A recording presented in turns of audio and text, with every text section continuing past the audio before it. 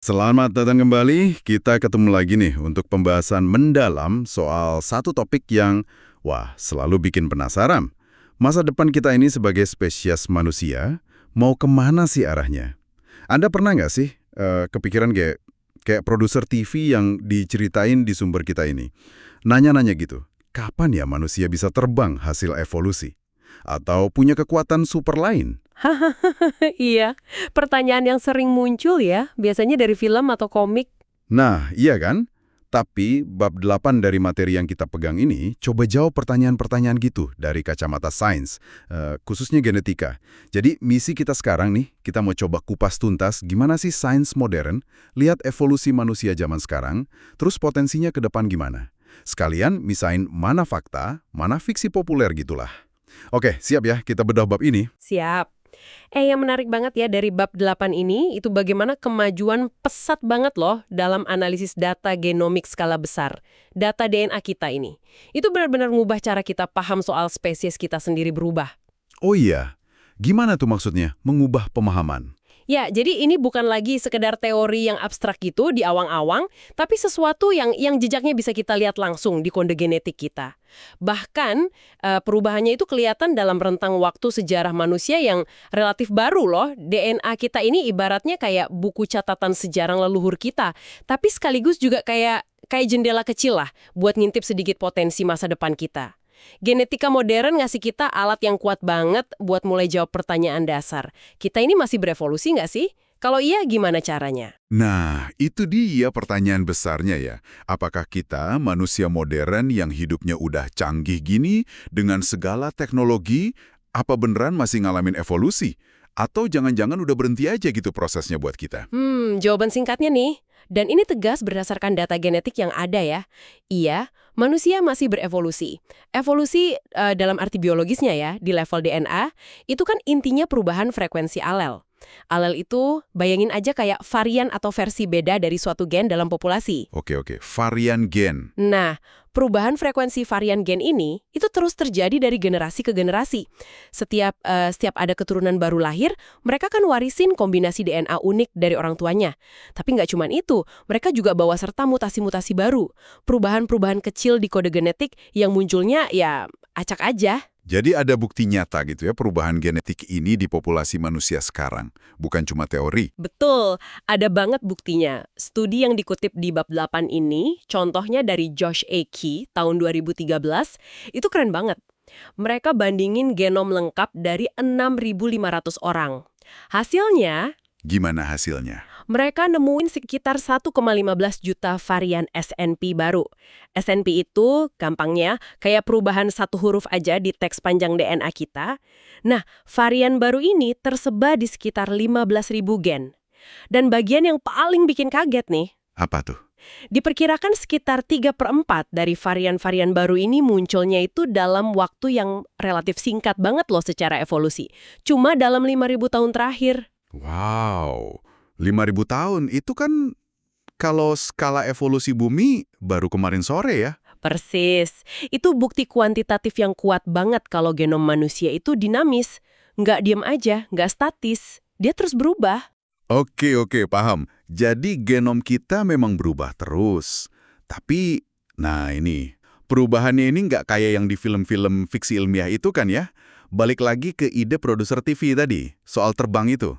Apa mungkin perubahan ini bisa bikin kita punya sayap gitu? Kayaknya bab 8 ini skeptis banget soal itu. Oh, skeptis banget. Dan ada alasan biologis yang kuat banget kenapa begitu. Evolusi yang sampai menghasilkan perubahan sedramatis itu, kayak manusia numbuhin sayap fungsional, itu ya adanya di ranah fantasi aja, bukan kemungkinan ilmiah. Kenapa tuh? Alasannya apa? Ya, coba Anda bayangin deh. Itu butuh reorganisasi struktur tubuh yang fundamental, yang masif banget. Kita perlu tulang yang jauh lebih ringan tapi kuat, mungkin berongga kayak burung. Otot dada yang gede banget buat ngepakin sayap. Sistem metabolisme yang beda total buat nyediain energi segitu gedenya. Belum lagi sistem saraf buat ngendalinya. Aduh, rumit banget. Iya juga ya. Kompleks banget pasti perubahannya. Nah, terus nggak ada juga tekanan seleksi alam yang jelas di lingkungan modern kita yang mendorong ke arah perubahan kayak gitu.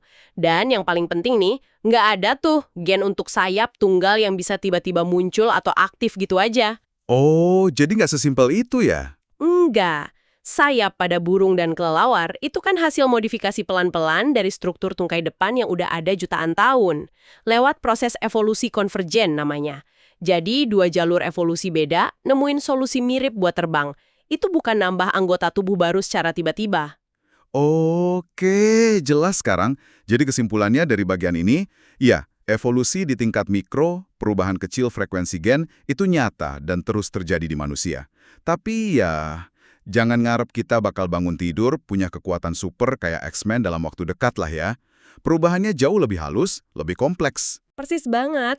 Perubahan genetik jalan terus, tapi efeknya seringkali nggak spektakuler. Bisa jadi netral, nggak ngaruh apa-apa, atau baru kelihatan efeknya dalam konteks tertentu aja. Nah, ini nyambung nih ke contoh-contoh spesifik yang dibahas di bab 8, soal variasi genetik manusia yang relatif baru atau baru ketahuan relevansinya. Nah, ini dia nih yang bikin penasaran. Contoh nyatanya kayak gimana tuh yang dikasih? Oke, contoh pertama yang dibahas itu fenomena tetrakromasi. Kebanyakan dari kita kan trikromat ya, artinya kita lihat warna pakai 3 jenis sel kerucut di retina mata kita. Masing-masing sel kerucut ini punya protein namanya opsin, yang peka sama panjang gelombang cahaya beda, biru, hijau, sama merah. Iya, merah, hijau, biru. Nah, kombinasi sinyal dari 3 jenis sel kerucut ini yang bikin kita bisa lihat warna-warni. Gen untuk opsin merah dan hijau ini letaknya di kromosom X dan dempetan gitu. Karena dempetan, kadang-kadang pas pembentukan sel telur bisa kejadian duplikasi gen secara acak. Kalau seorang perempuan mewarisi satu kromosom X normal dan satu lagi kromosom X yang ada duplikasi gen opsinnya, misalnya jadi punya 2 versi gen hijau yang beda dikit, atau 1 hijau 2 merah, secara teori dia bisa punya 4 jenis pigmen opsin fungsional di matanya. Nah, mereka ini yang disebut tetrakromat. 4 jenis pigmen. Wah, berarti mereka bisa lihat warna lebih banyak dari kita dong. Secara teori sih potensinya gitu. Ada perkiraan, mungkin sekitar 12% perempuan karena butuh 2 kromosom X kan, bawa variasi genetik ini. Tapi apakah mereka benar-benar bisa merasakan rentang warna yang lebih luas secara signifikan, itu masih jadi perdebatan dan penelitian aktif sih. Kemampuan ini kayaknya jarang banget, atau paling nggak susah dibuktiin secara pasti. Jadi masih belum pasti ya efeknya gimana? Iya, tapi yang penting dari sudut pandang evolusi yang dibahas di bab 8 ini, variasi genetik buat tetrakromasi ini kemungkinan munculnya acak aja dan relatif baru. Belum ada bukti kuat kalau ini ngasih keuntungan evolusi yang jelas atau hasil seleksi alam yang kuat. Lebih kayak ya produk sampingan acak aja dari cara gen kita tersusun di kromosom. Menarik banget sih ngebayangin ada kemungkinan sebagian orang ngalamin dunia visual yang beda gitu. Terus contoh lainnya gimana? Contoh kedua yang diangkat itu varian di gen namanya BCHE. Gen ini bikin enzim pseudocholinesterase. Nah, varian tertentu di gen ini bikin kondisi namanya pseudocholinesterase deficiency. Orang dengan kondisi ini punya masalah kalau dikasih obat bius jenis tertentu yang umum dipakai buat operasi namanya suksametonium. Masalah gimana maksudnya? Jadi, mereka nggak bisa ngurai obat bius itu dengan cepat. Akibatnya, efek biusnya bisa bertahan jauh lebih lama dari yang seharusnya. Kadang bisa bahaya kalau nggak ketahuan sebelumnya. Cuma gara-gara satu huruf aja berubah di kode gen BCHE, enzimnya jadi kerja lambat banget. Varian ini ditemuin di beberapa populasi spesifik, termasuk frekuensinya lumayan tinggi di kasta Vaishya di India, terus di komunitas Yahudi Persia, sama beberapa populasi Inuit di Alaska. Kapan varian ini muncul, terus hubungannya sama evolusi apa? Diperkirakan sih varian BCEC ini udah ada paling nggak 1000 tahun, mungkin lebih lama lagi. Selama ribuan tahun itu, kemungkinan besar varian ini sifatnya netral aja secara evolusi. Artinya ya nggak nguntungin, nggak ngerugiin juga buat yang punya dalam lingkungan hidup mereka waktu itu. Oh, jadi nggak ada efeknya gitu ya selama ribuan tahun? Iya, kemungkinan besar gitu. Nah, varian ini baru jadi relevan secara medis pas kedokteran modern mulai pakai suksametonium sebagai obat bius di abad ke-20. Tiba-tiba aja, varian genetik yang tadinya diam, ini jadi punya konsekuensi klinis yang nyata. Ini contoh bagus banget gimana variasi genetik yang udah lama ada di populasi bisa tiba-tiba jadi penting gara-gara interaksi sama perubahan budaya atau teknologi. Dalam kasus ini ya perkembangan praktik kedokteran. Wah, contoh BCEH ini bener-bener nunjukin ya, gimana konteks lingkungan dan budaya kita termasuk teknologi medis, bisa mengubah makna atau dampak dari variasi genetik yang mungkin udah kita bawa selama berabad-abad ya. Ini nunjukin relevansi sebuah gen bisa berubah gitu seiring waktu. Tepat sekali, variasi genetik bisa aja laten atau nggak signifikan selama periode waktu yang lama, sampai lingkungan atau konteks budaya berubah dan tiba-tiba ngasih sorotan ke varian itu. Oke. Jadi kita udah lihat nih, DNA kita terus berubah karena mutasi, terus ada contoh varian baru atau varian lama yang relevansinya berubah karena konteks. Tapi ini kan jadi nimbulin pertanyaan penting berikutnya ya. Gimana dengan mekanisme utama evolusi yang kita sering dengar, yaitu seleksi alam? Mengingat kita sekarang punya rumah sakit, antibiotik, makanan cukup di banyak tempat, apa proses seleksi alam yang keras ala Darwin itu masih relevan buat manusia modern? Atau teknologi kita udah bikin itu jadi nggak berlaku lagi? Ya sih, tekanan seleksi alam tradisional, jenis seleksi yang kuat banget yang ngebentuk sebagian besar sejarah evolusi kehidupan di bumi, misalnya seleksi buat lawan penyakit menular mematikan, seleksi buat tahan lapar atau lolos dari predator, itu memang udah secara signifikan melemah di banyak populasi manusia modern. Melemah ya? Kenapa tuh sebabnya? Penyebab utamanya ya persis kayak yang Anda sebut tadi, kemajuan budaya dan teknologi kita. Kedokteran modern, vaksin, antibiotik, operasi, perawatan intensif itu drastis banget nurunin angka kematian gara-gara infeksi dan penyakit lain yang dulu jadi agen seleksi utama. Terus, sanitasi yang lebih baik, akses air bersih, itu juga perannya gede. Ketersediaan pangan yang lebih stabil di banyak tempat juga ngurangin tekanan seleksi gara-gara kelaparan. Dan jangan lupa, kontrol kelahiran. Ini ngasih individu kontrol lebih besar soal jumlah anak, yang juga ngaruh ke dinamika seleksi. Seberapa signifikan sih pelemahannya? Ada gambaran angkanya nggak? Bab 8 ngasih contoh yang lumayan dramatis sih. Misalnya data dari Swedia. Di abad ke-18, diperkirain sekitar 1 dari 3 bayi yang lahir itu nggak akan hidup sampai dewasa. Bayangin, betapa kuatnya tekanan seleksi cuma buat bisa bertahan hidup ngelewatin masa kecil. Wah, 1 dari 3 ya? Berat banget. Nah, sekarang di Swedia modern, angka kematian bayi sebelum usia 1 tahun itu cuma sekitar 3 dari 1.000 kelahiran hidup. Jauh banget bedanya kan? Dulu bisa sampai usia reproduksi aja udah saringan seleksi yang ketat banget. Selain itu, jumlah rata-rata anak per perempuan juga turun drastis di banyak negara. Di Inggris abad ke-19, rata-rata perempuan punya sekitar 5,5 anak seumur hidup. Habis Perang Dunia Pertama, angkanya turun jadi sekitar 2,4. Kalau jumlah anak lebih sedikit per orang, bahan baku variasi antar individu yang bisa dipilih seleksi alam kan jadi lebih terbatas. Iya, masuk akal. Kalau gitu, berarti bisa dibilang seleksi alam buat manusia udah berhenti total dong. Nah, disinilah nuansanya jadi penting. Melemah secara signifikan itu nggak sama dengan berhenti total. Beberapa studi modern yang canggih, kayak studi jangka panjang Framingham Heart Study di AS, atau studi populasi di Finlandia yang lihat data kelahiran dan kesehatan beberapa generasi, itu nunjukin kalau seleksi alam masih bisa dideteksi kok di populasi manusia modern. Oh, masih ada? Terus bekerjanya gimana? Cuma, ya itu, tekanannya mungkin jauh lebih lemah dibanding dulu. Dan mungkin kerjanya di sifat-sifat yang beda. Misalnya, mungkin ada seleksi halus yang ada hubungannya sama usia pas melahirkan anak pertama, atau metabolisme dalam ngadepin pola makan modern, atau bahkan sifat-sifat yang terkait sistem imun dalam respons ke penyakit kronis atau autoimun. Bisa jadi ada tekanan seleksi baru yang muncul dari gaya hidup modern kita yang kita belum paham sepenuhnya. Jadi tekanannya bergeser gitu ya? Bisa jadi. Dan penting juga diingat, dampaknya ini beda-beda banget di seluruh dunia. Di wilayah yang akses ke layanan kesehatan, sanitasi, nutrisi masih terbatas, ya tekanan seleksi tradisional mungkin masih jauh lebih kuat. Jadi ini bukan kayak saklar on-off yang mati gitu aja. Tekanannya berubah, geser, melemah di beberapa area, mungkin malah menguat di area lain yang nggak kita duga. Tapi nggak hilang sama sekali. Oke, jadi bisa dibilang kita ini kayak sedikit dilindungi lah ya dari beberapa tekanan seleksi alam paling brutal di masa lalu sama perisai teknologi dan budaya kita. Tapi prosesnya sendiri belum sepenuhnya berhenti, cuma berubah bentuk dan intensitasnya aja. Gitu ya kira-kira? Tepat. Kita nggak lagi sepenuhnya tunduk sama hukum rimba genetik yang keras kayak nenek moyang atau hewan liar. Tapi kita juga nggak sepenuhnya lepas dari situ. Dan kesadaran soal kompleksitas ini bawa kita ke poin penting berikutnya yang dibahas di bab 8. Perlunya waspada sama kesalahpahaman umum soal genetika dan evolusi, plus pentingnya kerendahan hati dalam sains. Kesalahpahaman.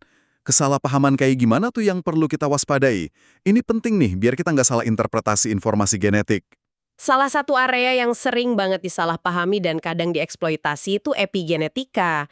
Epigenetika sendiri itu bidang studi yang valid dan penting banget loh. Ini studi soal perubahan ekspresi gen-gen mana yang nyala atau mati, tapi tanpa ngubah urutan DNA-nya itu sendiri. Oh, jadi bukan DNA-nya yang berubah. Bukan urutan hurufnya. Bayangin aja DNA kita itu buku resep. Nah, epigenetika itu kayak catatan kecil atau penanda kimia gitu yang ditempel di halaman tertentu yang ngasih tahu sel kapan atau seberapa sering resep itu dipakai. Mekanisme epigenetik ini penting banget buat perkembangan normal dan fungsi sel. Nah, ada beberapa studi menarik yang nunjukin kalau beberapa penanda epigenetik ini kayaknya bisa dipengaruhi lingkungan dan bahkan bisa diwariskan lintas generasi dalam kasus-kasus terbatas. Diwariskan? Maksudnya ke anak cucu? Iya, contoh yang sering disebut itu studi keturunan perempuan yang ngalamin kelaparan parah pas Dutch Hunger Winter di Belanda akhir PDII. Cucu-cucu mereka nunjukin kecenderungan metabolisme yang beda. Atau studi Overkalex di Swedia yang ngaitin panen kakek sama harapan hidup cucu laki-lakinya. Atau efek ayah merokok sebelum puber ke risiko obesitas anaknya. Wah, kedengarannya revolusioner banget ya. Kayak sifat yang didapat pas hidup bisa diwarisin gitu. Ini kayak teori Lamarck dong yang dulu dianggap salah. Nah, disinilah kita mesti hati-hati banget. Emang kedengarannya gitu, tapi bukti ilmiahnya itu jauh lebih kompleks dan terbatas. Efek epigenetik transgenerasional yang kelihatan di manusia, ini kayaknya cuma bertahan beberapa generasi aja, bukan perubahan permanen. Mekanismenya juga belum sepenuhnya dipahami. Ah, oke. Jadi nggak permanen ya? Iya, dan yang paling penting ini bukan bukti kebangkitan teori Lamarckian klasik dalam arti misalnya otot Anda gede karena fitness terus, sifat itu langsung diwarisin secara genetik dan ngubah jalur evolusi jangka panjang spesies kita, nggak gitu. Bab 8 secara khusus ngingetin biar nggak kejebak sensasionalisme atau klaim lebay yang kadang ngatasnamain epigenetika, kayak di beberapa praktek quantum healing atau strategi neuromarketing yang seringkali kurang bukti ilmiah kuat. Epigenetika itu nyata dan penting, tapi bukan sihir. Oke. Jadi epigenetika ini nambah lapisan kompleksitas ya, soal gimana gen kerja dan interaksi sama lingkungan, tapi nggak ngebatalin prinsip dasar evolusi Darwin. Perlu dipahami secara proporsional lah ya. Benar banget, dan ini nyambung ke poin kedua, pentingnya kerendahan hati ilmiah. Justru karena kemajuan genetika modern, kita makin sadar betapa luar biasa kompleksnya sistem kehidupan ini. Makin banyak data genom yang kita analisis, malah makin banyak pertanyaan baru yang muncul. Kita ini masih jauh banget dari punya semua jawaban. Iya juga ya. Kayak kutipan dari Charles Darwin sendiri yang ada di bab 8, ketidaktahuan itu lebih sering melahirkan kepercayaan diri daripada pengetahuan. Sains itu kan bukan kumpulan dogma atau fakta final ya, tapi proses penemuan yang terus-menerus, penuh revisi, penyesuaian berdasarkan bukti baru. Apalagi kalau ngomongin masa depan evolusi kita, prediksi yang pasti itu, hampir mustahil. Itu pengingat yang penting banget sih, di zaman informasi serba cepat gini. Kadang kita pengen jawaban simpel dan pasti, padahal sains seringnya nawarin pemahaman yang lebih bernuansa dan tentatif gitu.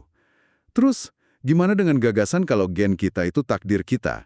Apa bab 8 bahas ini juga? Iya, itu kesalahpahaman besar ketiga yang penting banget buat ditolak, determinisme biologis. Ini gagasan kalau gen kita itu secara langsung dan mutlak nentuin siapa kita, perilaku kita, kesehatan kita, bahkan masa depan kita. Bab 8 dengan tegas nolak pandangan simplistis kayak gini. Jadi gen nggak nentuin segalanya? Enggak. Gen memang punya peran penting, ngaruhin kecenderungan atau risiko ke sifat atau kondisi tertentu. Tapi hampir nggak pernah jadi satu-satunya penyebab. Apalagi buat sifat kompleks kayak kecerdasan, kepribadian, atau perilaku. Gen itu lebih pas dilihat sebagai faktor probabilitas, bukan cetak biru nasib yang kaku.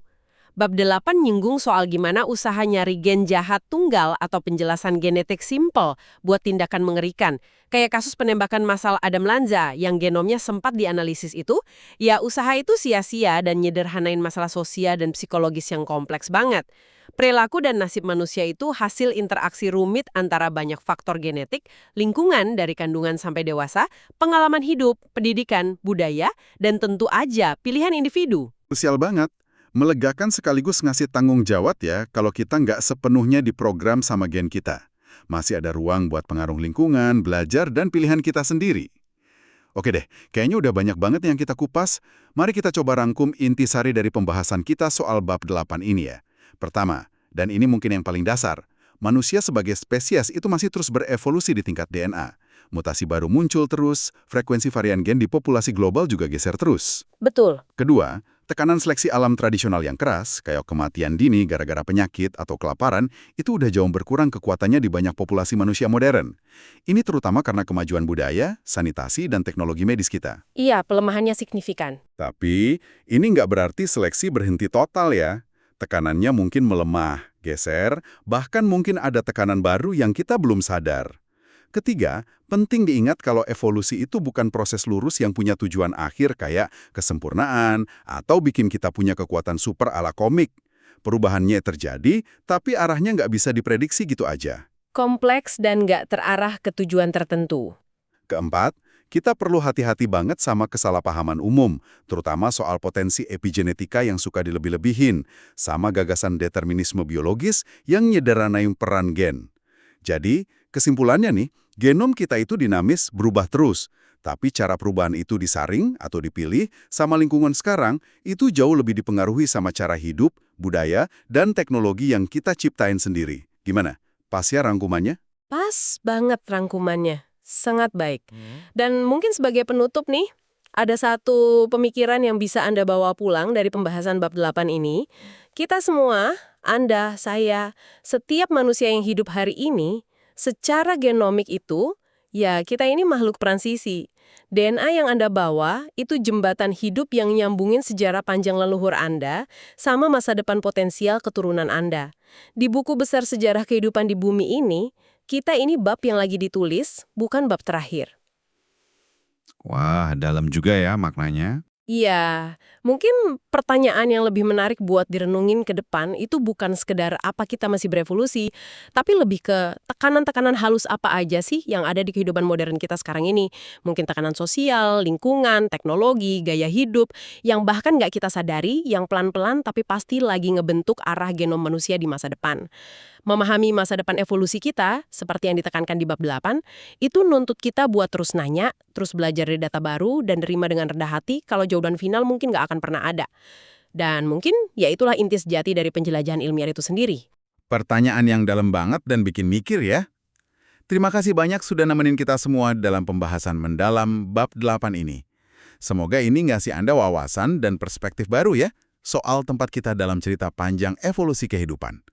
Teruslah bertanya dan menggali lebih dalam. Sampai jumpa di pembahasan kita berikutnya.